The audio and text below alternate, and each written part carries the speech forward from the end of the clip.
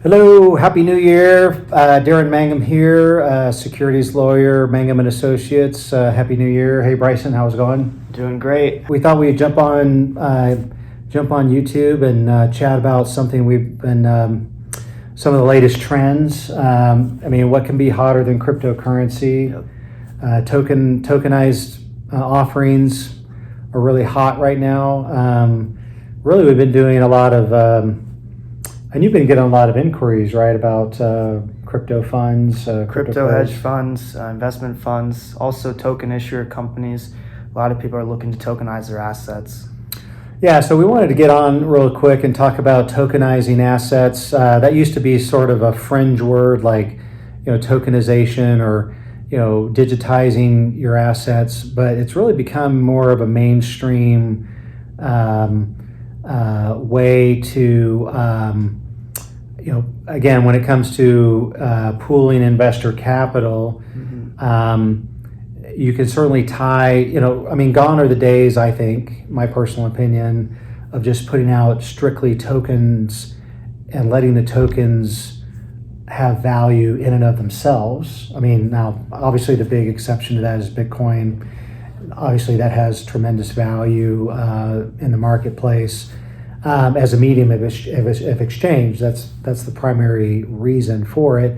But I think investors, again, this is my perception, because we deal with a lot of investor groups, a lot of investment firms, especially in the crypto space. They're obviously looking for tokenized assets. The tokenized part of it is the way that they verify ownership. It's a way to verify that you own the asset, because you can back it up on the blockchain as far as chain of title.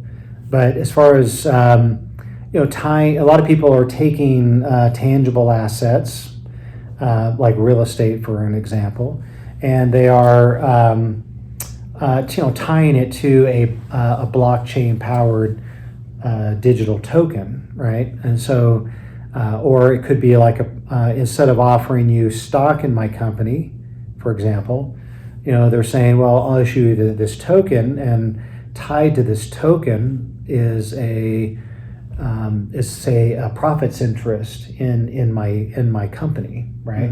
It doesn't give you voting stock. It doesn't give you, although you can do that as well. Some people are like, well, I'm going to give you both. I'm going to give you shares of stock, and I'm going to give you these tokens independently of each other, and that's what we call bundling, right? Either way, the SEC says, look, they're all securities. Everything is a security, right? except for Ethereum and Bitcoin, everything's a security, right? That's the position they take. With very, very few exceptions. But that's okay, because obviously that's what securities lawyers we do, is we help you maintain compliance with the securities laws, and so you can issue your tokens legally and lawfully. But I'm always impressed with the creativity that clients have in tying actual tangible assets to these token securities, and so. So that, I think that's just a big trend right now, and I think that's just going to continue and become more and more commonplace. So you think there'd be less volatility as these things grow and become more popular? I think so, because especially if your tokens are just floating out there without any.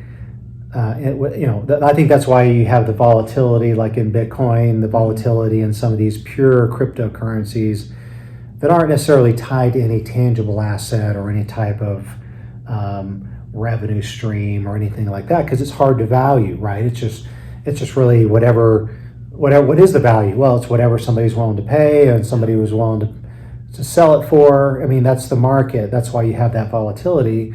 Whereas in cases where, like when it comes to real estate, they're tying the token to a particular piece of ground. Like we have some clients that are tying our clients down in Brazil that we're working with. They're doing a tokenized asset a type of tokenized offering where each token is actually tied to fee simple title to a hectare of forestry land in a certain geographic jurisdiction. And so that token, that digitized asset, is tied to that specific parcel of ground, right? And so that's just an example of how you're tying that. And then if I want to transfer that token, how it'd be hard to like sell that acre of ground in Brazil, in the market, because how do you verify title, Whereas if I can tokenize it and tie it to that smart contract, okay, now I still have to abide by the securities laws and the offering of it. Again, we're talking about full disclosure, private placement memorandum, and all of that was to be expected. And that's obviously what we do, is help make sure that's all papered up properly, full disclosure to investors, filing under the various exemptions, regulation crowdfunding, Regulation D, or even Regulation A, Regulation S, all the applicable exemptions or registration provisions.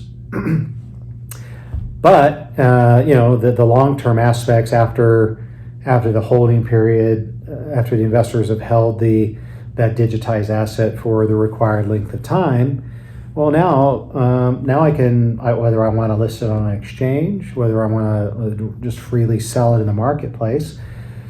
Really, honestly, anybody with a smart wallet I can now sell that. I can sell that asset that's tied to that smart contract or that tokenized asset to anybody, right? And they can verify it back on the blockchain. I mean, it's just like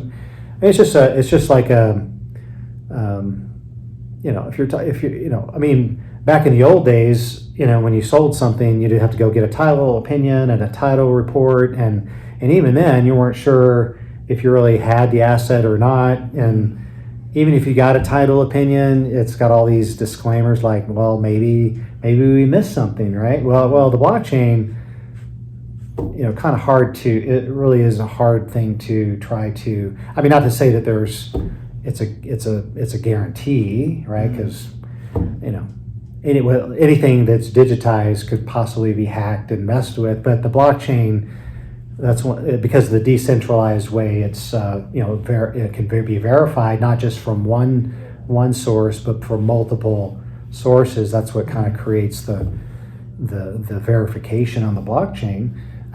Well, it's hard to fudge that, right? And so investors get confidence in that particular token because they know it's backed up on the blockchain.